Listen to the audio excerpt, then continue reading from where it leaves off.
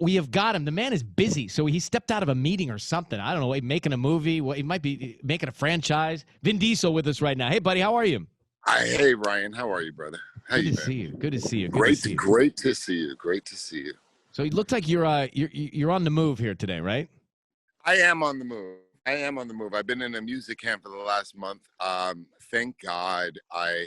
As you know, Ryan, maybe almost 10 years now, I've been playing with music on my social media, on Facebook and videos, and we talked about that in the past.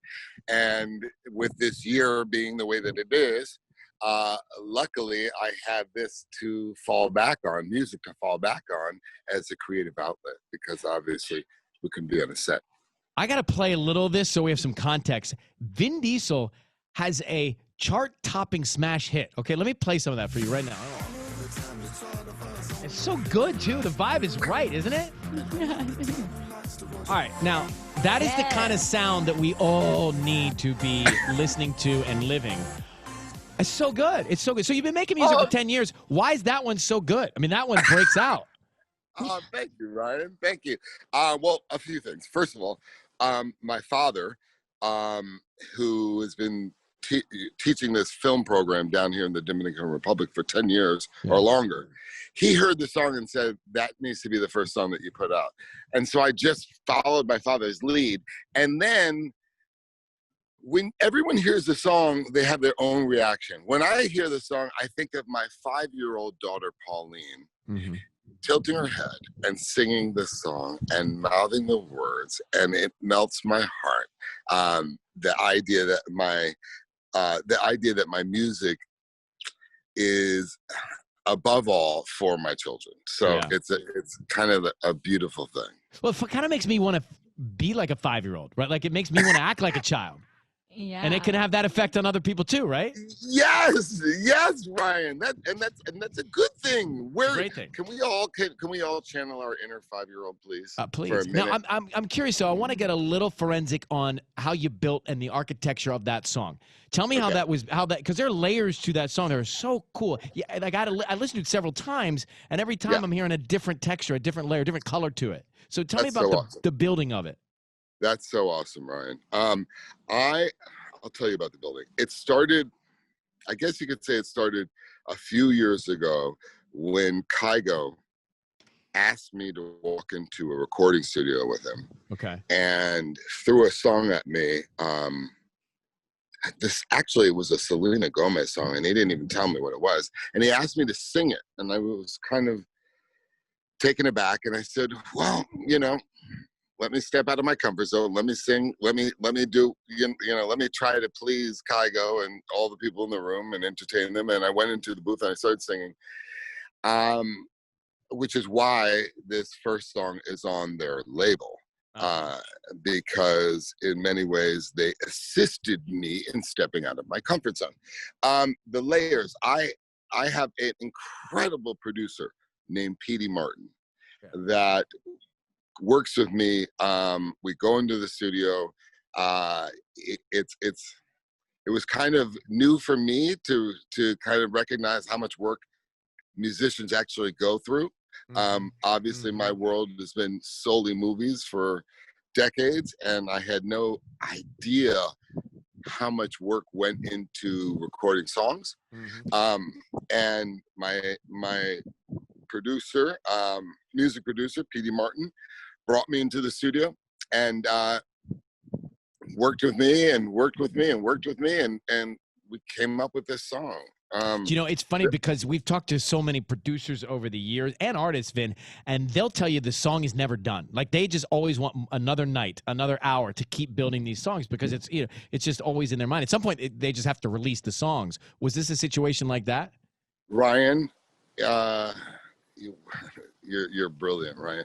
That's what you just said is what's attracted me to movies. The fact that that's what I've said about every movie script. I said that if Bud Schilberg had another day for On the Waterfront, he would have improved that script. These art forms that are perpetually imperfect is maybe what's attracted me to them, and maybe why people are so dedicated to improving the craft. As you know, for film, my whole life is about improving the craft of filmmaking. But what you just said is absolutely right. A song is never complete, and that's the beauty of it. The beauty of it is, ironically, you can never reach perfection. And in the imperfection lies the beauty and the uniqueness of the magic. Well, you got to feel like I do. Got to check that out from Vin Diesel's new song. Stay with me. I have one other thing for you here after this quick break. Vin Diesel is with us. Now, Vin, you were just talking about, we were talking about the song. We're talking about the movies. You're in a music camp right now. I'm going to let you get back to the class in a second. But first, it's become a tradition here that our engineer, Easton, pitches you a script idea. I don't know if you remember, but last time he pitched you some ideas for another Fast and Furious movie, and Easton has been anticipating your arrival. He's coming right in. There he is. Right. Come on, let's bring it in. I know people bother you all the time with, hey, Vin, can you make my movie? Hey, Vin, can I be in your, hey, Vin, could you do it? And we're gonna be as annoying as those people are. All right, go for it.